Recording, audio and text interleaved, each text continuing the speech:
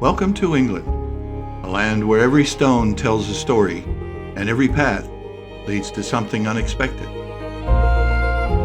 We begin in Windsor, home to royalty and centuries of tradition, before wandering through the dreaming spires of Oxford, a city steeped in knowledge and time. From the secret wartime operations of Bletchley Park to the modern rhythm of Milton Keynes, we explore places where past and present meet. Come with us as we visit the stunningly beautiful Ely Cathedral. Step back into prehistory at Weeting and the mysterious flint mines of Grimes Graves. Then climb the ramparts of Castle Rising and Sandal Castle, echoing with medieval tales. In York, we follow in the footsteps of Harry Potter, while Alnwyck Castle invites us into a world of knights and magic. The Roman frontier comes alive at Housesteads Fort, and the stones at Castlerigg Circle bring us closer to the ancient Druids. We'll marvel at the might of Caernarfon Castle, the ingenuity of Iron Bridge, and the elegance of Croome's grand estate. Then, it's off to Bristol and the Roman baths of Bath, into the depths of Cheddar Gorge, and behind bars at the eerie Shepton Mallet prison. And finally, we sail through naval history at Portsmouth Harbour and end by the sea in the vibrant, creative energy of Brighton. This is more than a tour. It's a passage through time, through culture, through England itself. So buckle up, grab a cup of tea, and let's begin our journey around England.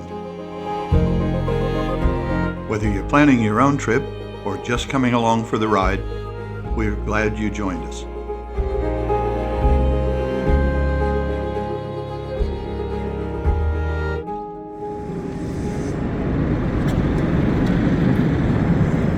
This is Windsor, a charming English town steeped in history and royal tradition. Just a short journey from London, Windsor greets you with cobbled streets, quaint shops, and riverside walks along the Thames. At the heart of it all stands Windsor Castle, the oldest and largest occupied castle in the world. For over 900 years it's been a royal residence, and today it remains one of the King's official homes. Whether you're sipping tea in a cozy cafe or standing beneath the castle's towering walls, Windsor offers a perfect blend of heritage and charm in just one magical day.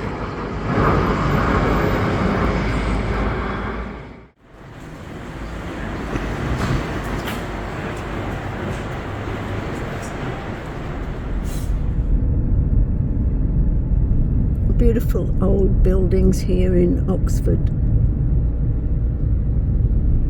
Oxford is a cathedral city and home to the University of Oxford, the oldest university in the English-speaking world.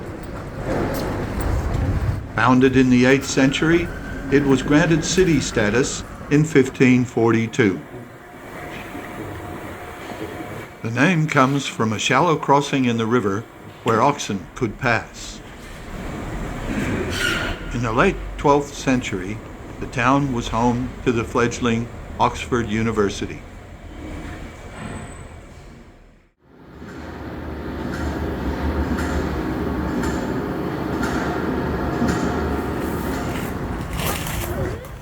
In World War II, battles weren't just fought on land, sea, or air. Some of the most critical victories happened in silence behind closed doors, deep in the English countryside.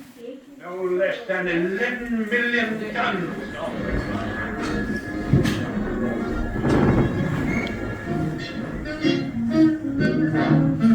Just an hour north of London lies one of Britain's best-kept secrets, now open to the world.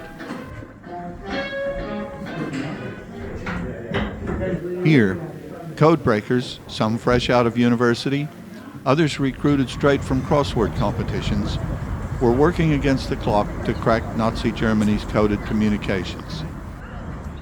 And 11 is over there, and this is the area where Alan Turing worked. Every message deciphered here meant lives saved, convoys rerouted, battles won. Yet their success was a secret held for decades. Enter Alan Turing. Brilliant, bold, socially awkward. His pioneering work didn't just save millions of lives. It laid the foundation for the digital age. This is Hut 6.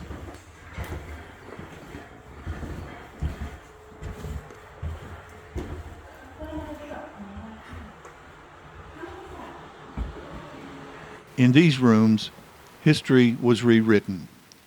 In these halls, silence was strength. This is Bletchley Park. Today, it is a museum unlike any other. Wander through the restored huts and offices, see where the secrets were cracked, and discover personal stories that were once hidden by official silence. That's the gates to Bletchley Park.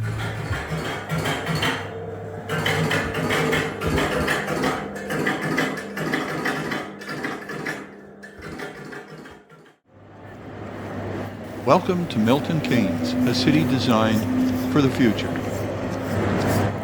Known for its green spaces, modern grid system, and bold ambition, it's also home to the UK's most iconic retail destination, Centre MK.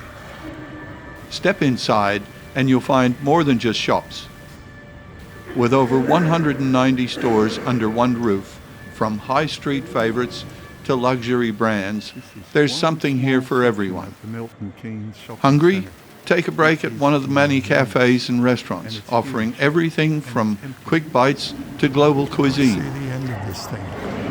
Whether you're here for fashion, food, or just some weekend fun, Centre MK is more than a shopping center. It's the vibrant heart of Milton Keynes.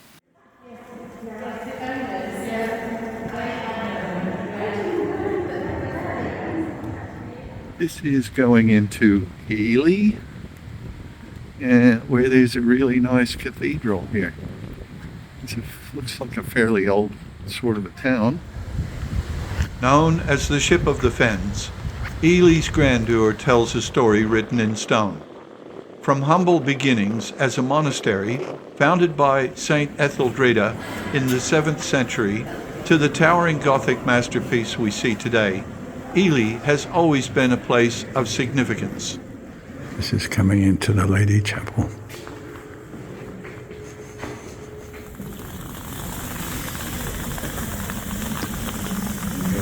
At its heart lies the Octagon Tower, a marvel of medieval engineering. Where once a central tower collapsed, master builders envisioned something extraordinary. The result is a breathtaking feat of timber and light, unlike anything else in Europe. Yeah, it's the best bit of it is nice and dark.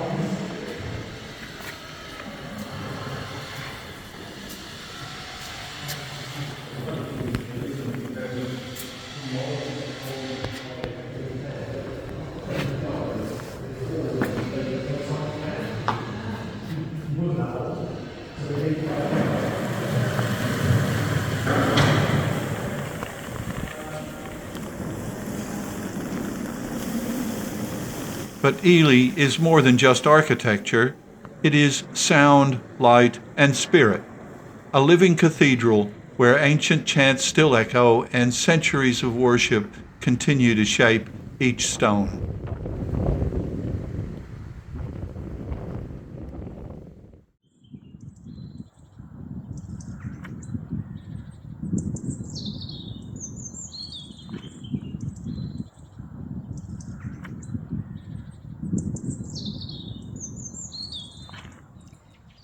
This is Flint, and this are the ruins of Weeting Castle in Norfolk, made of flint and built in about 1080.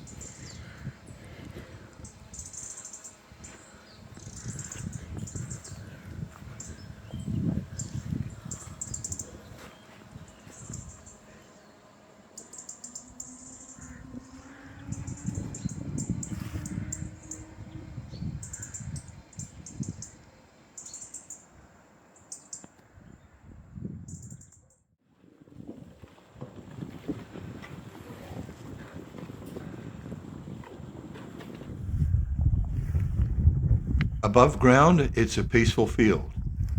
But beneath your feet lies a vast network of tunnels and thousands of years of human ambition. Welcome to Grimes Graves. Not a battlefield, not a burial ground, but a mine from nearly 5,000 years ago. Grimes Graves is one of only a few Neolithic flint mining sites in Britain, and the only one in the country where you can actually descend into an original shaft. These pitted hollows are remnants of over 400 ancient mines, dug by hand with nothing but stone, bone, and antler tools. Imagine the effort, lowering yourself into a narrow shaft over 12 meters deep, lit only by flickering torches, working in silence and darkness to carve out prized black flint, the stone that shaped tools, weapons, and entire lives.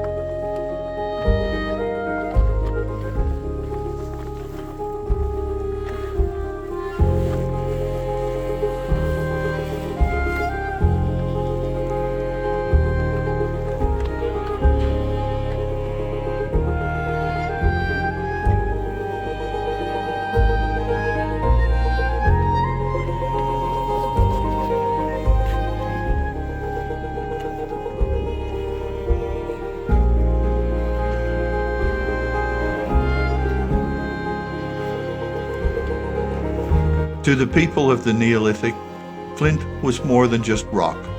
It was survival.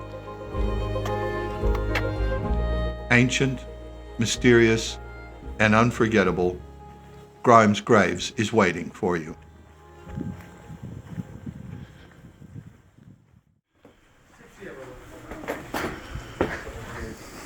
Nestled in the quiet countryside of Norfolk, England, lies a fortress steeped in nearly 1,000 years of history.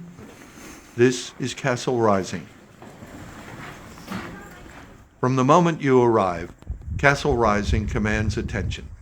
Surrounded by massive earthworks and a defensive moat, its scale is both awe-inspiring and humbling. Crossing the bridge is like stepping back in time. Imagine knights in armor, royal visitors, the whispers of strategy echoing through the stone walls.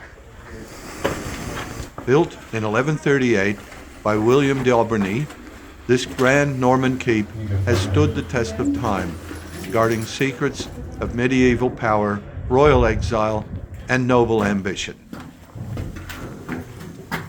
But in spite of its walls, Castle Rising feels open, a place where the past breathes with the wind, and the views stretch across centuries of English landscape. Inside, the castle tells its story in echoes and stone. This was once the residence of Queen Isabella, the she-wolf of France, mother of Edward III, who lived here in semi-exile after a turbulent life of political intrigue. Today, it's a peaceful escape, a place where history meets nature, perfect for a quiet walk, a family day out, or simply to stand still and let time slow down. Come for the history, stay for the magic, and leave with a sense that you've touched something truly timeless. Steeped in centuries of history and alive with charm, York is a city that feels like stepping into another world. Winding medieval streets, towering Gothic architecture, and ancient Roman walls tell the story of a city that has stood at the heart of English history for nearly 2,000 years. At its center is York Minster, one of Europe's most impressive cathedrals, with stunning stained glass and stonework that echo a time of kings and conquerors. But not all of York's magic is in its past. Stroll through the Shambles, a narrow, crooked lane lined with timber-framed buildings, and you might feel a flicker of recognition.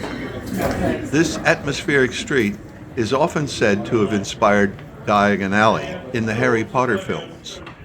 Today, it's home to spellbinding shops selling wands, cloaks, and other magical finds, a must-visit for fans of the wizarding world.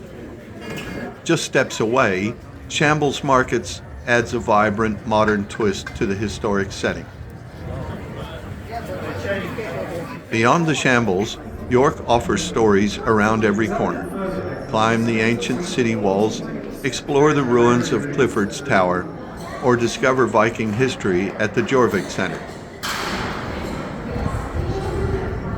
Whether you're tracing the footsteps of Romans, chasing ghosts, or simply enjoying a riverside walk, York invites you to slow down, explore, and get wonderfully lost.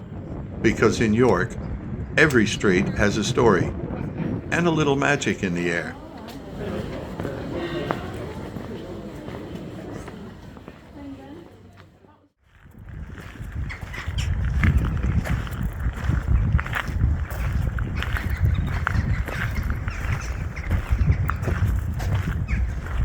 In the heart of Northumberland, where rolling hills meet ancient skies, stands a fortress of stone and story, Alnwyck Castle.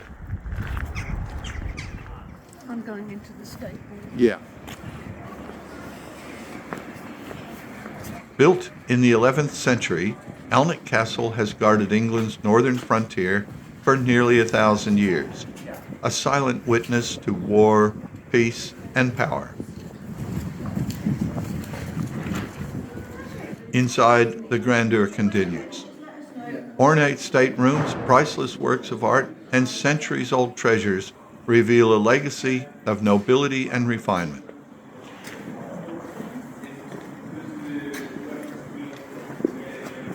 Once a stronghold against the Scots, it grew into the mighty seat of the powerful Percy family, the Earls and Dukes of Northumberland, whose influence shaped centuries of British history.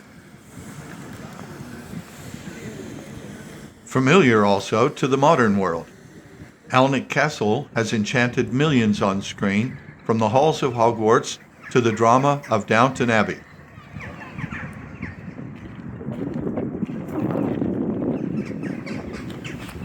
Today it welcomes all who seek wonder, offering falconry, night schools, and immersive history for young adventurers and curious minds alike.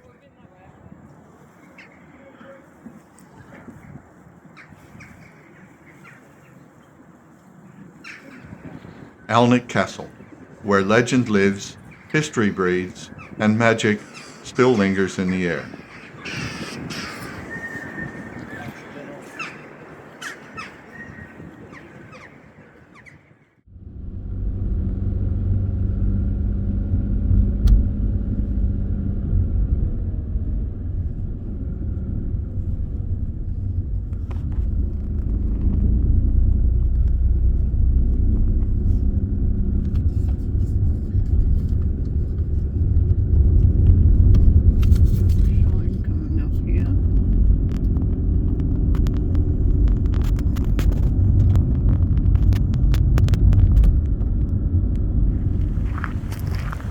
High on the windswept ridges of northern England, where the wild moors meet the endless sky, stands a line of stone, ancient, enduring, defiant.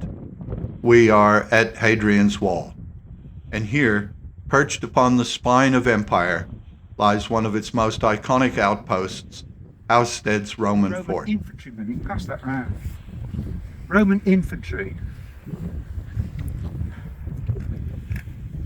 So, what do we know about the people that lived here? Housesteads was home to around 800 soldiers.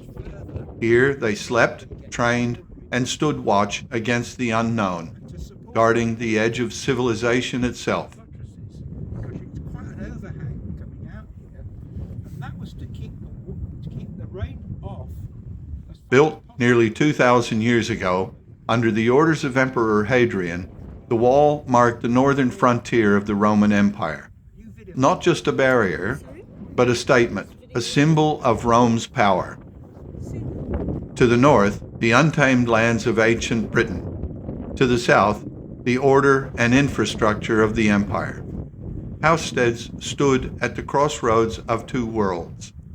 From that corner there, all the way across to that corner there, and all the structure that you see around it, that was the fort commander's house. All of that in there.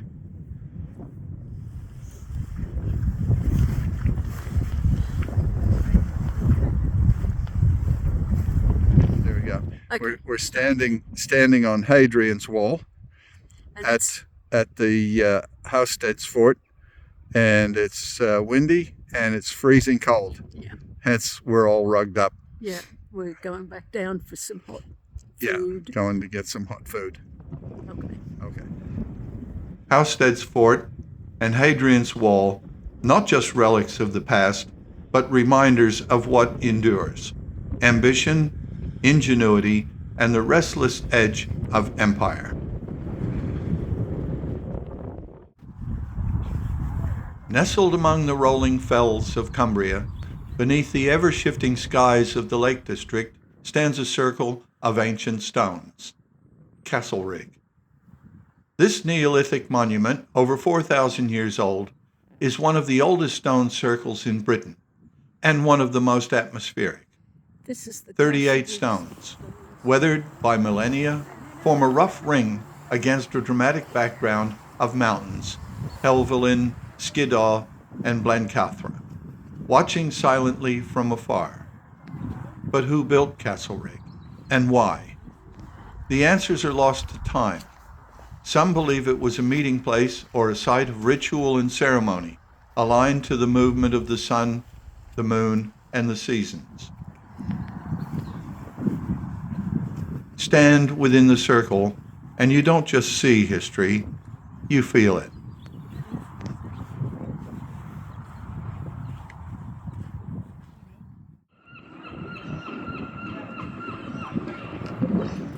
On the edge of North Wales, where the River Seont meets the Menai Strait, rises one of the most striking castles in all of Britain, Caernarfon.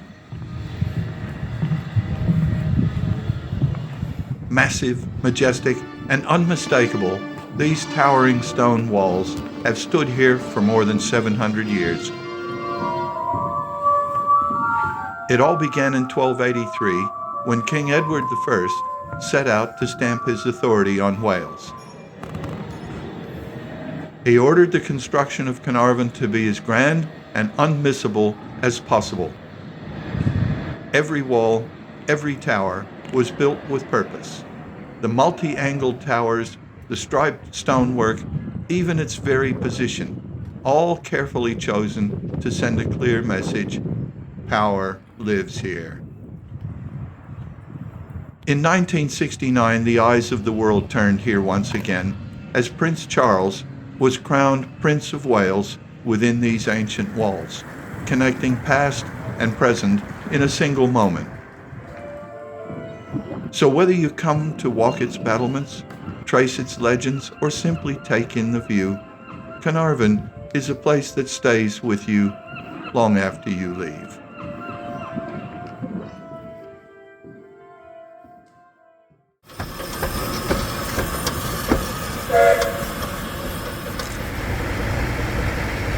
Welcome to the enchanting journey from Caernarfon to Porthmadog aboard the historic Festiniog Railway.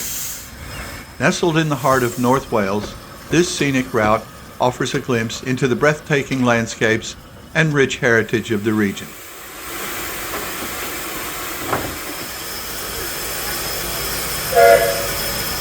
As we set off from the iconic Caernarfon station, the rhythmic chugging of the locomotive fills the air, echoing the sounds of a bygone era. This narrow-gauge railway, one of the oldest in the world, has been captivating travelers since 1836.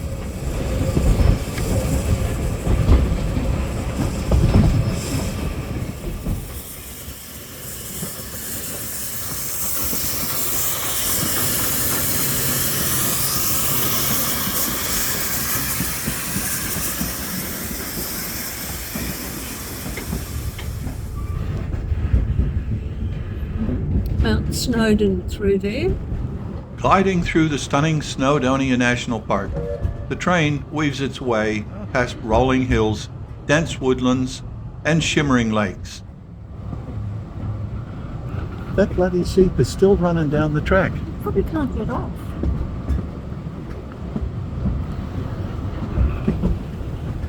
Let's see.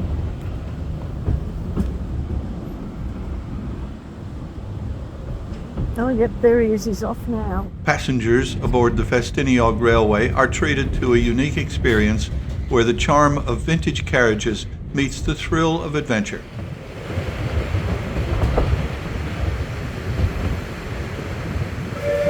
Approaching the rugged mountains, the landscape transforms dramatically. The towering peaks of Snowdonia stand sentinel, their majesty a testament to the power of nature. Here, the air is crisp and the views are nothing short of breathtaking. And finally, we arrive at Porthmadog, a charming harbour town where the mountains meet the sea. Here you can explore the bustling waterfront, indulge in local delicacies, or simply soak in the stunning coastal views.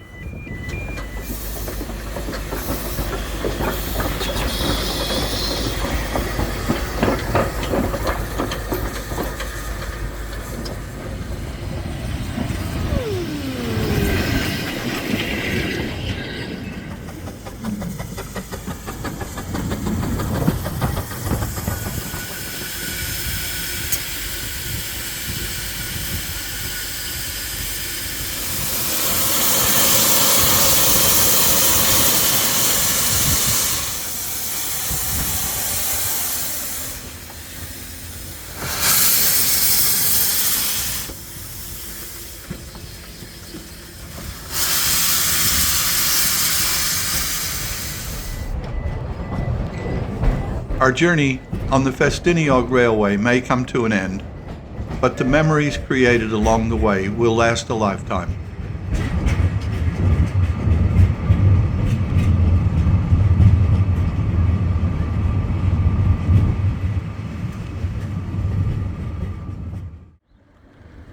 In the heart of Shropshire stands a monument to human ingenuity, the Iron Bridge. Spanning the River Severn, it was the world's first bridge made entirely of cast iron, and it changed history. Built in 1779 during the height of the Industrial Revolution, the Iron Bridge was more than a crossing. It was a bold experiment.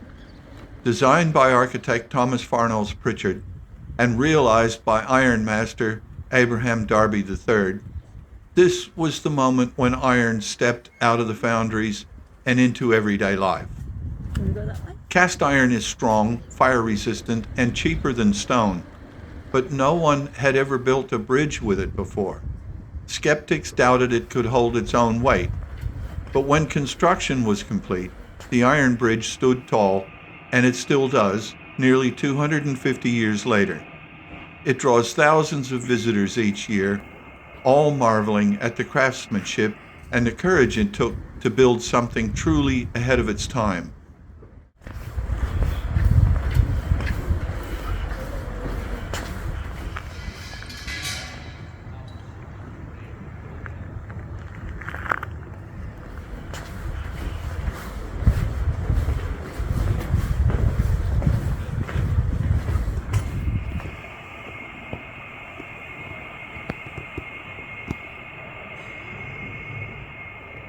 The Iron Bridge doesn't just span a river, it bridges the past and the future, reminding us that even the heaviest challenges can be overcome with vision, courage, and iron will.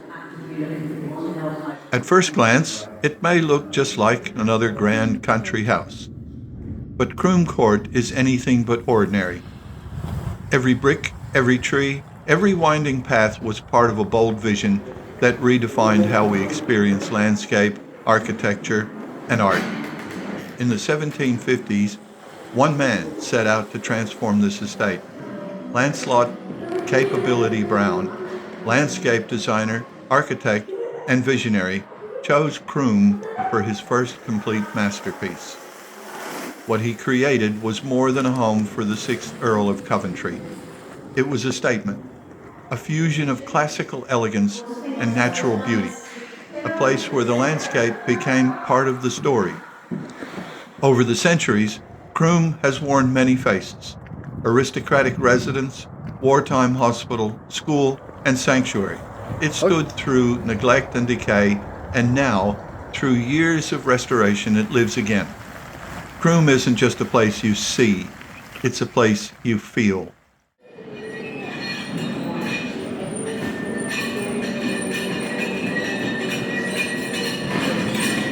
She was built to break the rules. Born from the mind of a genius, forged in iron, and launched into history. This is the SS Great Britain, one of the most important ships ever made. Designed by Isambard Kingdom Brunel in 1843, she shattered expectations.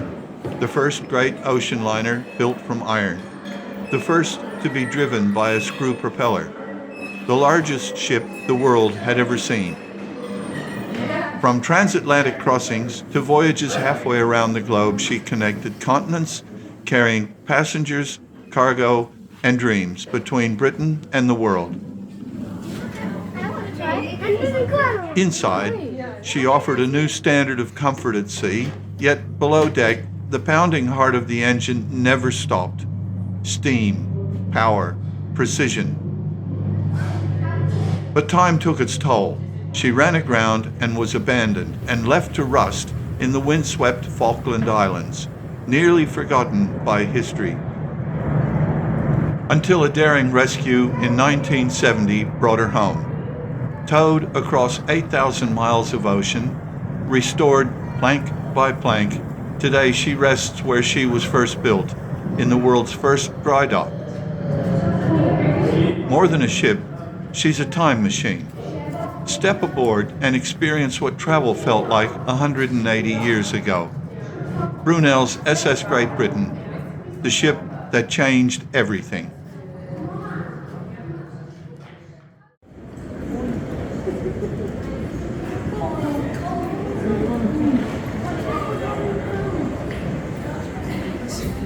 Welcome to Bath, a city where layers of time come together. Roman majesty, Georgian elegance, and centuries of stories written in golden stone.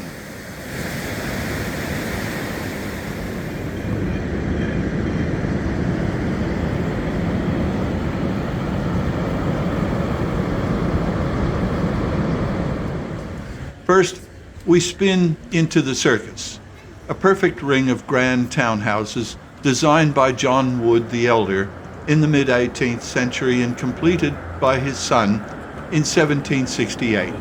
Legend says a single acoustic sweet spot in the circle makes whispers echo, a playful trick of design.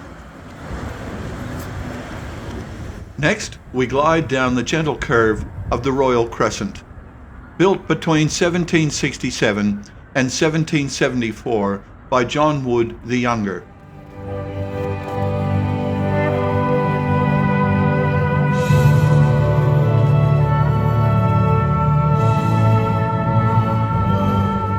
Finally, time rewinds 2,000 years at the Roman baths.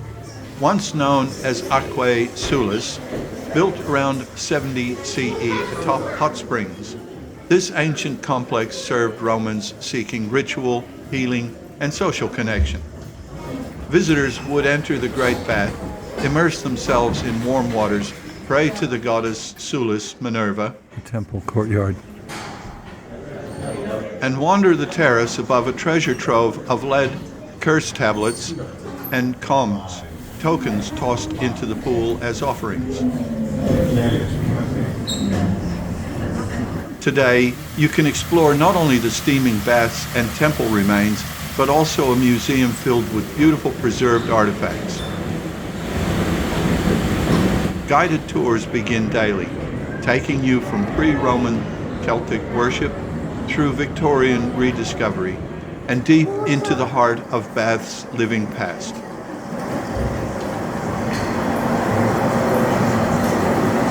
Bath's story is one of transformation, from sacred springs to imperial baths to Georgian grandeur.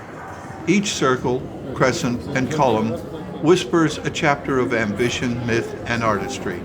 Walk here and carry with you a mosaic of ages, stitched together in honeyed stone.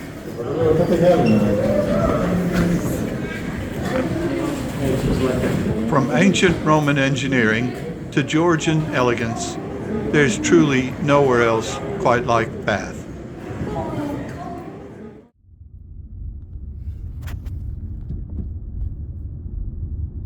You have arrived.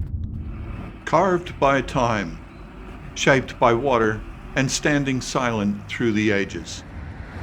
This is Cheddar Gorge, England's deepest natural canyon and one of its most dramatic landscapes. Rising over 400 feet from the valley floor, its towering limestone cliffs tell a story that stretches back nearly 300 million years. A tale written in rock of ancient seas, shifting continents, and the slow, relentless power of erosion. I think you got two chances of getting a park in here. Buckley's and none. But Cheddar Gorge isn't just a marvel of geology. It's a playground for adventurers, climbers, cavers, and hikers, all drawn here by the sheer scale and mystery of the land. Oh, damn it. I hadn't thought of that when it went snap, but now... Beneath the surface lies another world entirely, Gough's Cave. Here, in 1903, Britain's oldest complete human skeleton was found, Cheddar Man, over 9,000 years old. His DNA still echoes in the local population, a silent connection between past and present. Oh God, with the panniers and everything.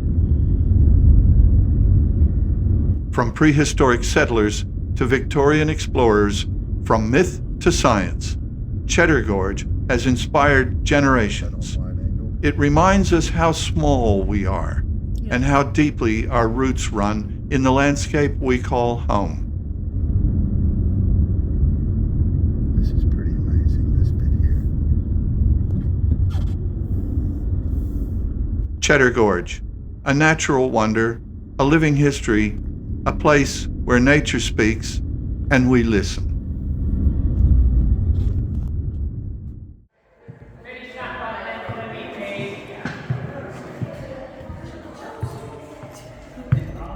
Hidden behind high limestone walls in the heart of Somerset lies one of Britain's oldest and most haunted prisons, Shepton Mallet.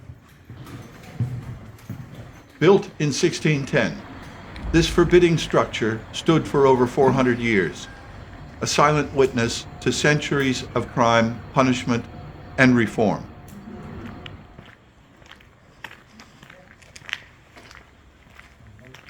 From the days of public executions and hard labor to housing some of the country's most dangerous criminals, Shepton Mallet was no stranger to pain or secrets. During World War II, it held spies and traitors under tight lock and key. American military police even used it to carry out executions in secret.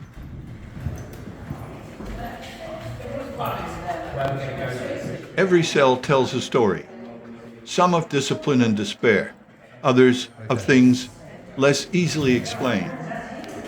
Over the years, Shepton Mallet earned a chilling reputation, not just as a place of punishment, but as one of the most haunted sites in Britain. A place of history, mystery, and lingering spirits. Shepton Mallet Prison isn't just part of Britain's past, it's very much alive in the present.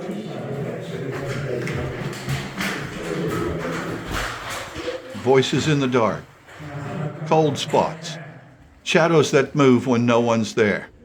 For many, the prison never really let them go.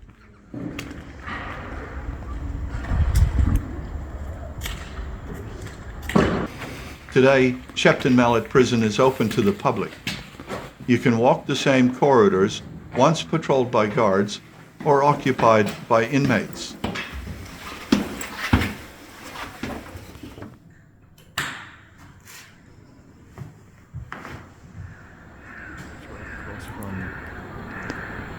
Shepton Mallet Prison. Enter if you dare.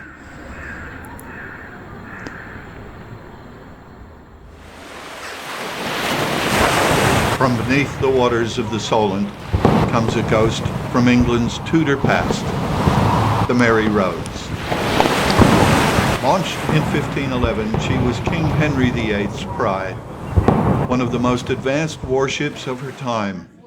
She served for over 30 years through wars, storms, and revolutions in naval warfare until that fateful day in 1545. During the battle with a French invasion fleet, she suddenly listed and sank, taking over 400 men to the bottom with her. The cause? Still debated. A sharp turn, a gust of wind, too many men and weapons on board. For centuries, she lay hidden until 1982, when one of the greatest maritime recoveries in history brought her back to the surface. Now preserved in Portsmouth, the Mary Rose is a time capsule of Tudor life, offering rare insight into the men who lived, fought, and died aboard her. She was lost for centuries, but now her story sails again.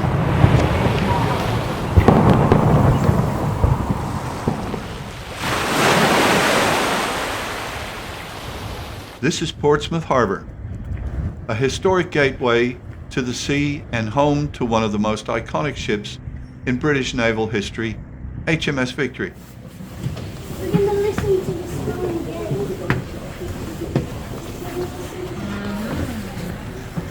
Commissioned in 1765, HMS Victory was designed as a first-rate ship of the line, a symbol of British naval power during the Age of Sail.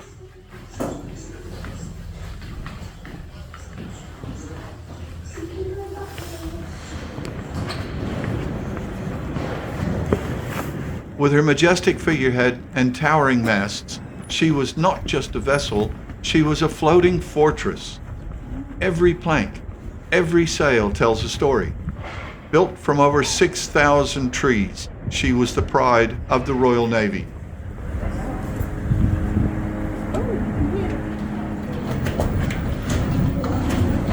Life aboard HMS Victory was a mix of camaraderie and hardship. With a crew of over 800 men, conditions were cramped and often perilous. The ship was armed with 104 cannons, each capable of unleashing devastating firepower against enemy ships.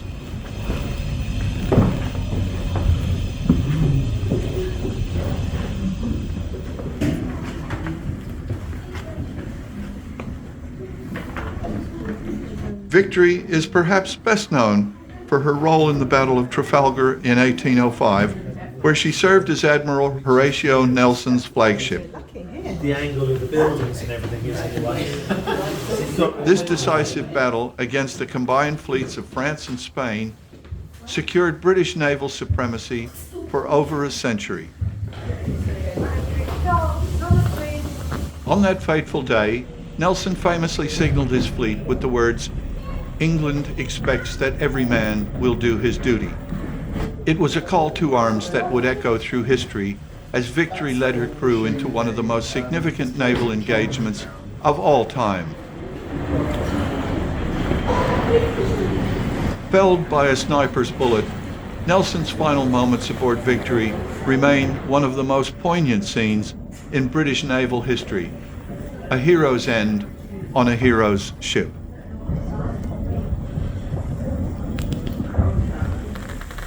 Today, HMS Victory is a museum ship, welcoming thousands of visitors each year. Guests can explore her decks, learn about naval history, and experience the life of a sailor in the 18th century. Through interactive exhibits and knowledgeable guides, the visitors of all ages can immerse themselves in the stories of the past, ensuring that the legacy of HMS Victory lives on.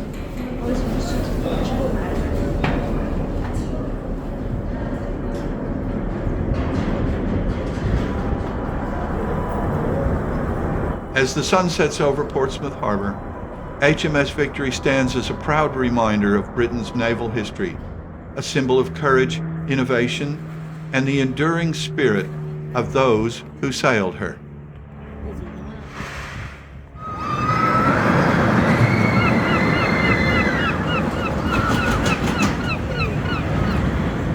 Bright lights, sweet treats, and the sound of seagulls. Welcome to Brighton Palace Pier, the UK's ultimate seaside playground. Opened in 1899, this Grade II listed pleasure pier has seen it all, from Victorian grandeur to the rock and roll summers and everything in between. Over a century later, it's still welcoming millions of visitors each year. Feel the adrenaline on the turbo coaster. Try your luck in the arcade or just kick back with fish and chips as the sea breeze rolls in. Whether you're here for the nostalgic fairground rides, the arcade buzz, or just the unbeatable view over the water, Brighton Palace Pier has something for everyone. It's more than just a pier, it's a walk through British seaside history, a place where childhood memories are made and rediscovered. So whether it's your first visit or your 50th, Brighton Palace Pier is always ready to welcome you, with open arms and maybe a seagull or two. Brighton Palace Pier, timeless fun by the sea. Rising high above the Brighton seafront like a needle reaching for the sky, this is the Brighton Eye 360. Designed by the creators of the London Eye, the Eye 360 isn't just a viewing tower. It's a vertical voyage, a slow, graceful ascent to 450 feet, offering the best seat in town and in the sky. From here, Brighton unfolds beneath you. The bustling beachfront, the iconic Royal Pavilion, the rolling green hills beyond, and to the west, the haunting remains of a seaside legend. Just offshore lie the ruins of the West Pier, once the pride of Victorian Brighton, now a silhouette against the sea, a memory in iron and tide.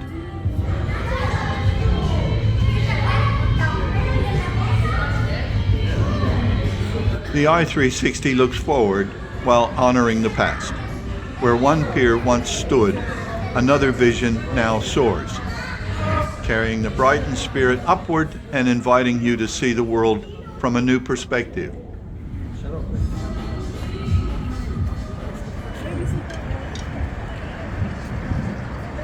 Brighton Eye 360, a new icon for a city that's always reaching higher. In the heart of Brighton, where Regency elegance meets coastal charm, rises a palace unlike any other in Britain, the Royal Pavilion. With its striking Indian-inspired architecture and opulent Chinese interiors, the Pavilion is a masterpiece of imagination and a monument to royal extravagance. It began as a seaside retreat for George, Prince of Wales, later King George IV. A man of lavish tastes and bold ideas, he transformed a modest farmhouse into a fantasy palace fit for an emperor. Inside, it's a feast for the senses, from gilded dragons and lotus-shaped chandeliers to soaring ceilings that shimmer with color. Every room tells a story of indulgence, art, and empire. But the Pavilion is more than royal luxury. It's a reflection of Britain's fascination with the East during the 18th and 19th centuries, a time of cultural borrowing, global trade, and imperial ambition. During World War I, these same halls echoed with the footsteps of doctors and nurses. The Pavilion became a military hospital caring for Indian soldiers wounded on the front lines of Europe. By the time Queen Victoria ascended the throne in 1837, the Royal Pavilion's role in royal life was beginning to shift. Victoria, a young queen of modest tastes and strong values, found the pavilion's lavish decor and bustling Brighton crowds to be too much. The fantasy palace her uncle adored was to her ill-suited to the quiet dignity of the new Victorian age. In 1845, Queen Victoria made a decisive move. She sold the Royal Pavilion to the town of Brighton, making it the first royal residence ever transferred to public ownership. The sale funded renovations at her new seaside home, Osborne House, on the Isle of Wight, a retreat that reflected her personal ideals of family, nature, and simplicity. Though stripped of its royal furnishings, the pavilion remained a centerpiece of Brighton life. And over the decades, the town worked to restore and celebrate its grandeur, turning it from a royal relic into a public treasure.